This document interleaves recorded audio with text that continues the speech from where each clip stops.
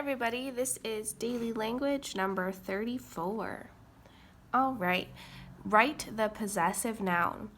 The three dogs of Arturo. The way that we would write this possessively is we would say Arturo's dogs, because they belong to Arturo, so we want an apostrophe S there. Number 2 says use context clues to determine the meaning of the bolded word. Mayan sculptors chiseled freestanding monuments called stelae from limestone and obsidian. So these are freestanding monuments that are chiseled, which means you take another rock and kind of carve them out of the rock, carved or chiseled from limestone and obsidian. It kind of tells us in the sentence what the word means, right?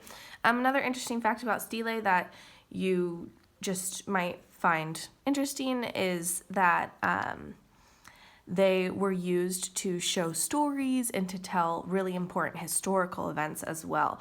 We know that the Mayan people really appreciated the gods, so a lot of stelae featured their gods and things that happened in history. All right, correct these sentences. Number 3, it's almost lunchtime, shouted Simon. Well, Simon's shouting, so I'm going to put some some quotation marks around this to show that he's talking.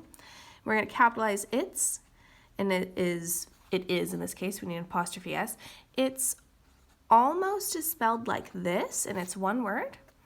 Lunchtime. And we're going to do an exclamation mark because he's shouting, and end our quotations. Shouted, and capitalize Simon because it's a name, and period at the end. Alrighty, hurry, let's go to Carpenter Beach for a picnic. So we're going to capitalize hurry, put a comma after it. Hurry, let's go to Carpenter, which Carpenter Beach, I've never heard of it, but it sounds like that's like the proper name of it, Carpenter Beach, so I'm going to capitalize both. For, this is the wrong form of for, F-O-R-A, and then picnic is spelled like this with C's, period at the end.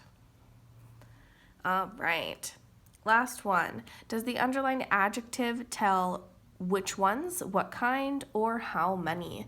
Those wiggly worms felt funny in my hand.